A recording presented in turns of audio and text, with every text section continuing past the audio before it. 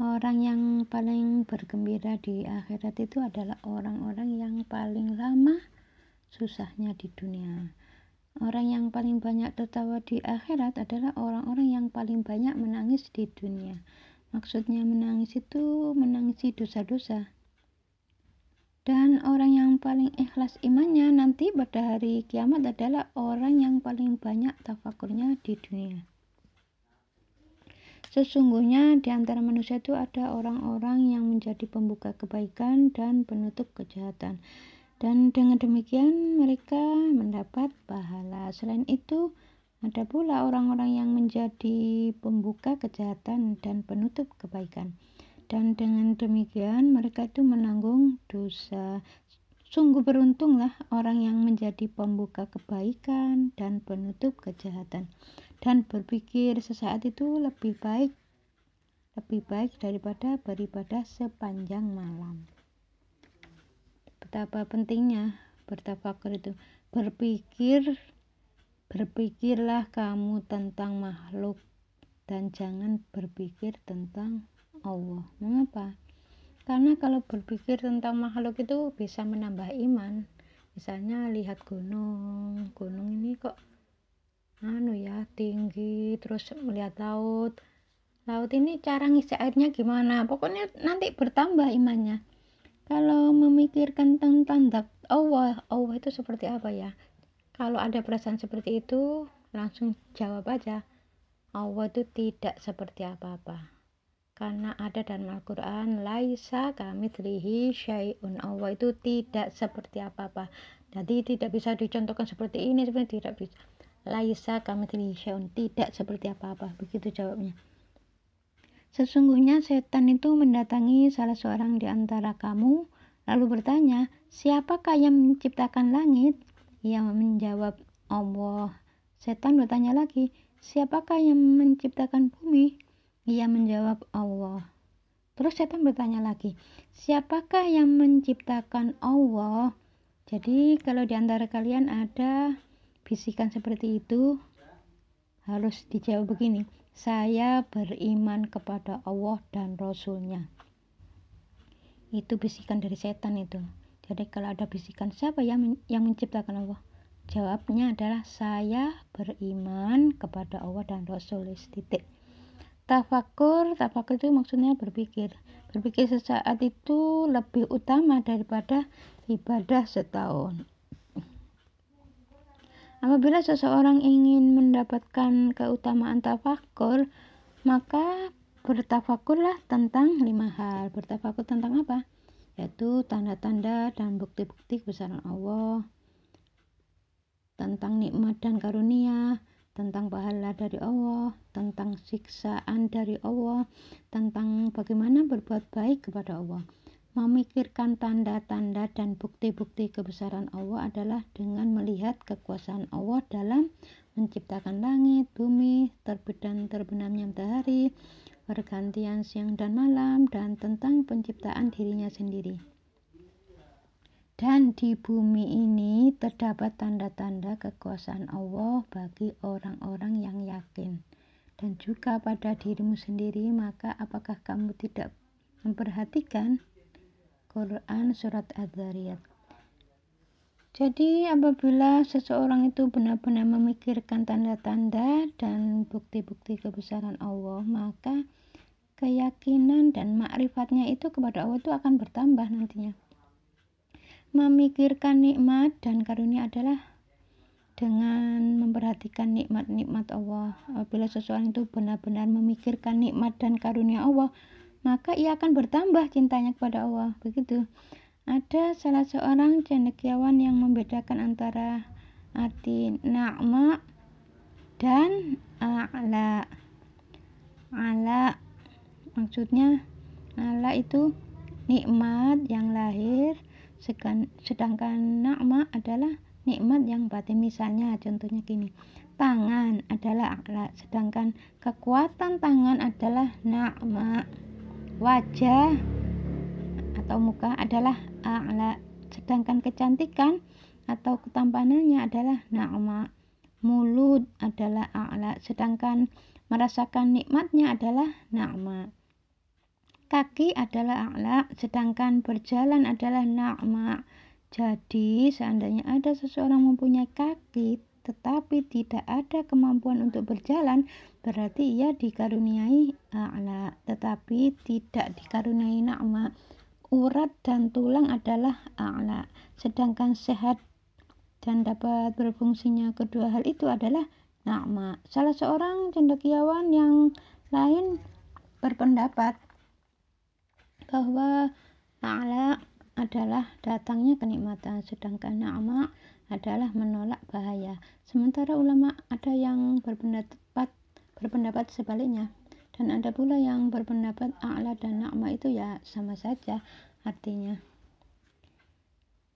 Dan jika kamu menghitung nikmat Allah, tidaklah dapat kamu menghinggakannya. Maksudnya kamu tidak sanggup menghitungnya betapa banyaknya nikmat Allah, mulai dari anggota tubuh sampai nafas. Ini kan setiap harinya gratis, diberi oksigen itu gratis, dicabut sebentar saja sudah masuk rumah sakit.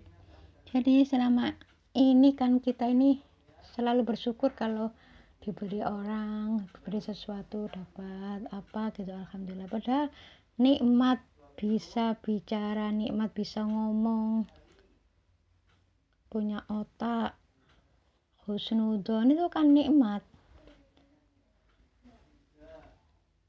Nafas diberi gratis, itu harus disyukuri itu. Jadi memikirkan pahala dari Allah adalah dengan memikirkan pahala-pahala yang dijanjikan kepada kekasih-kekasihnya di surga, berupa berbagai macam kemuliaan. Apabila seseorang itu benar-benar memikirkan tentang pahala ini, maka keinginan untuk memperolehnya akan semakin bertambah, akan lebih rajin dan bersungguh-sungguh dalam taat kepada Allah. Memikirkan dosa adalah memikirkan tentang siksaan yang diancamkan kepada makhluk yang durhaka kepadanya, berupa kehinaan dan berbagai macam siksaan. Maka ia akan merasa lebih takut dan lebih ngeri, sehingga ia akan berusaha dengan sungguh-sungguh untuk menjauhi segala perbuatan maksiat. Inilah termasuk tafakur. Nanti tafakur itu memikirkan tentang siksa, tentang itu. Jadi orang itu cuma hanya sekedar ibadah, sholat, ngaji itu tanpa tafakur itu masih kurang berarti gitu loh. Jadi harus ada tafakur. Memikirkan tentang bagaimana berbuat baik kepada Allah adalah dengan memikirkan bagaimana ia bisa melakukan hal-hal yang baik, di mana Allah adalah zat yang bisa menutupi dosa-dosanya dan tidak langsung menjatuhkan siksaan kepadanya, bahkan mengajaknya untuk selalu bertobat dan mengintrospeksi diri, jangan sampai mengulanginya. Apabila orang itu benar-benar memikirkan hal itu, maka akan timbul rasa malunya. Apabila seseorang memikirkan kelima hal tersebut di atas, maka ia termasuk orang-orang yang disinyalir oleh Nabi Shallallahu Alaihi Wasallam. Tafakkaru sa'atin khairum min ibadati sanatin. Tafakur sesaat itu lebih baik daripada ibadah setahun, itu maksudnya. Jangan memikirkan selain kelima hal di atas, karena bisa menimbulkan keraguan-raguan. Salah seorang cendekiawan berkata, jangan memikirkan tentang 3 hal. Jangan memikirkan tentang kemiskinan, karena akan menyebabkan kesedihan dan kerisauan, serta menambah kerakusan terhadap dunia. Terus jangan memikirkan tentang pembalasan terhadap orang yang menganiaya. Jadi kalau ada orang menganiaya itu tidak usah dipikirkan, ya bagaimana ya caranya membalasnya supaya dia itu tidak kapok. Ya tidak usah dipikirkan. Jadi jangan memikirkan tentang pembalasan terhadap orang yang menganiaya atau mengganggu. Karena apa? Karena akan menambah kekerasan hati, menambah rasa dengki, berlanjut kemarahannya. Tapi kalau tidak dipikirkan, sambil berdoa, ya Allah berilah dia hidayah, jadikan dia orang baik, insya Allah dia akan jadi orang baik. Itu aja. Jadi jangan terlalu memikirkan tentang pembalasan terhadap orang yang menganiaya. Jangan memikirkan tentang masih lamanya hidup di dunia. Anggap saja besok itu mati. Anggap saja begitu. Karena apa? Karena akan menimbulkan keinginan untuk mengumpulkan dunia. Kalau memikirkan tentang masih lamanya, udah anggap masih lama. Padahal besok mati misalnya. Memikirkan tentang masih lamanya hidup di dunia akan menambah keinginan untuk mengumpulkan dunia sebanyak-banyaknya dan menyanyiakan umur yang ada serta menunda-nunda untuk beramal.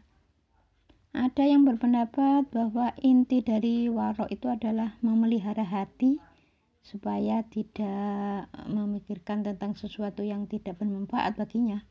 Sebab setiap kali hatinya tuh memikirkan sesuatu yang tidak berguna, maka sesuatu yang sebenarnya tidak berguna itu akan berubah seolah-olah berguna baginya. Padahal tidak berguna loh, tapi seolah-olah itu berguna gitu.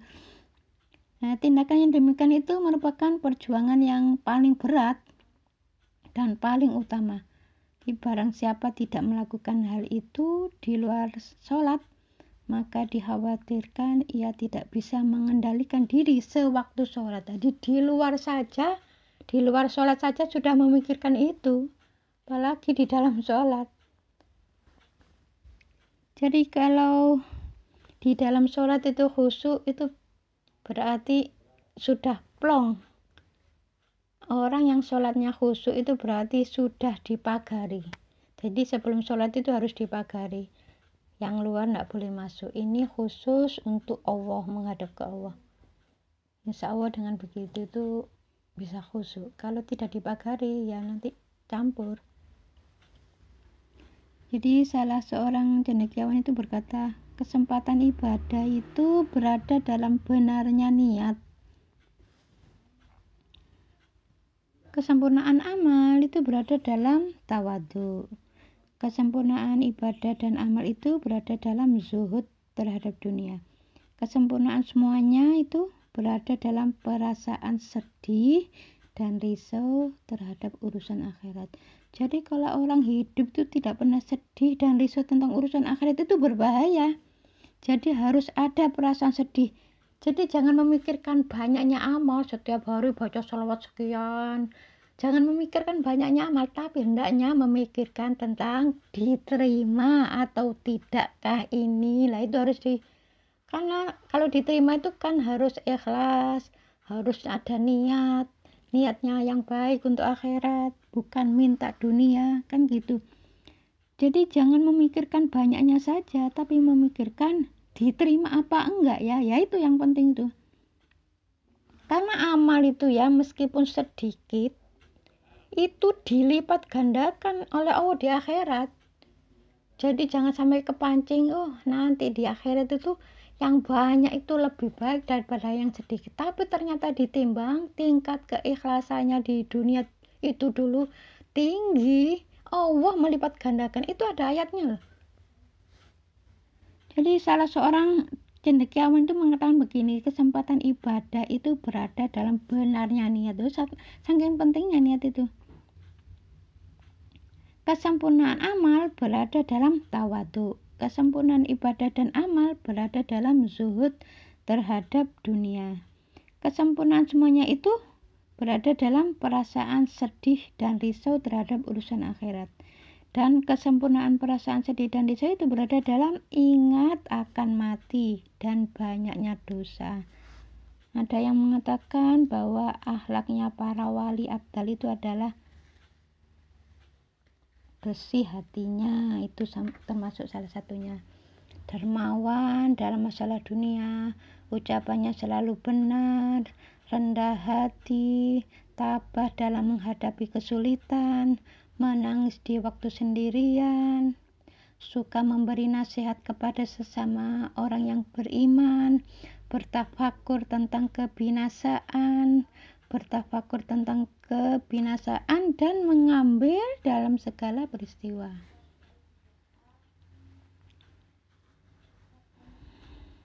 Barang siapa berada di tempat tidurnya itu, maka hendaknya ia memikirkan tentang apa yang dilakukannya pada hari itu.